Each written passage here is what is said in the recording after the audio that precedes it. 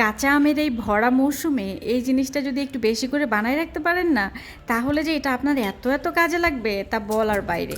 এটা দিয়ে আপনার টক বানাতে পারবেন, এটা দিয়ে সালাদে ব্যবহার করতে পারবেন, এটা দিয়ে কোনো চাটনি বানাতে পারবেন, ডালে ব্যবহার করতে পারবেন, সবজিতে ব্যবহার করতে পারবেন। মানে যত ধরনের খাবার মুখরোচক করা যায় সব কিছুতে এটা ব্যবহার করা যায়, এবং আপনি চাইলে আরও নতুন নতুন রেসিপিও এটা দিয়ে তৈরি করে নিতে পারবেন।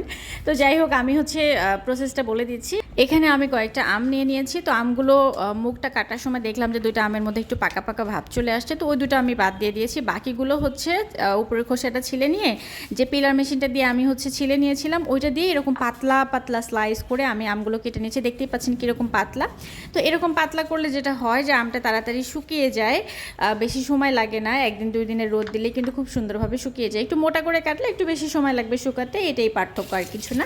তো তারপর হচ্ছে আমি একটু টক ভাবটা একটুখানি কমানোর জন্য আমি হচ্ছে এগুলো ভালো করে ধুয়ে নিলাম। ধুয়ে নেওয়ার পর একটা টাওয়ালের উপর দিয়ে উপরে যে এক্সট্রা পানি যেটা আছে সে পানিটা আমি একটু ভালো করে মুছে নিচ্ছি। তাহলে যেটা হবে, আমের উপরে ময়েশ্চারটা চলে গেলে আমটা তাড়াতাড়ি শুকিয়ে যাবে। তো এটা হয়ে যাওয়ার পর আমি একটা বড় স্টিলের চালনি নিয়ে নিয়েছি। এখানে চাইলে একটু সরিষার তেল মাখিয়ে নেওয়া যায়, তাহলে আমটা তাড়াতাড়ি উঠে আসবে। আমি মাখাইনি। তো আমগুলোকে আমি 2 দিনের রোদে শুকিয়ে নিয়েছি, কিন্তু বিষয় হচ্ছে এটা আমার এতটাই পছন্দের একটা জিনিস, তো এটা শুকাতে শুকাতে আমি একটু একটু করে খাইতে খাইতে এটা অর্ধেক বানাই ফেলছি। তো তারপরে দেখেন লাস্টে কতটুকু আছে। আপনারা বানালে একটু বেশি করে বানাবেন। তো আমি হচ্ছে ভিডিও বানানোর জন্য অল্প করে দিয়েছিলাম, আমি এটা আরও এক্সট্রা বেশি করে বানিয়ে রাখবো। আমি প্রতি বছরই এটা রাখি। তারপর হচ্ছে গ্রাইন্ডার জারে দিয়ে এটাকে গুঁড়া করে নিতে হবে। তো এখন হচ্ছে আমি এটা দিয়ে একটা মুখরোচক খাবার বানিয়ে দেখাচ্ছি। 1 চামচের মতো আমি ওখান থেকে আমচুর পাউডার নিয়ে নিলাম। তারপরে একটু মরিচের টেলে নাও মরিচের গুঁড়া, একটু সাদা লবণ, একটু বিট লবণ, একটু চটপটির মশলা দিয়ে, তারপর অল্প করে পানি দিয়ে আমি হচ্ছে এখানে একটু নাড়াচাড়া করে ওটা মিশিয়ে নিচ্ছি। তো এখন হচ্ছে আমি যেহেতু 1 চামচ আমচুর পাউডার দিয়েছি, সেহেতু 1 চামচ আমি এখানে চিনি দিয়ে দিলাম।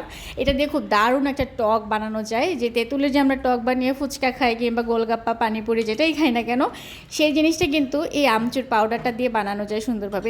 এরপরে হচ্ছে আমি একটু লেবুর রসও দিয়ে দিলাম। তারপরে কিছু লেবু এরকম স্লাইস করে কেটে এর মধ্যে দিয়ে দিলাম।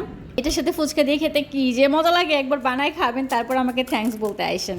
তো আমি কিছু ফুচকা নিয়ে এখানে হচ্ছে এরকম গোল বা কী বলে এটাকে পানিপুরির মধ্যে করে মানে ফুচকার মধ্যে দিয়ে আমি টকটা দিয়ে খাচ্ছিলাম। এত মজা লাগছে এই জিনিসটা আমার কাছে। আপনারা এবার বানায় খাবেন এবং এটা বানিয়ে সারা বছর রাখবেন।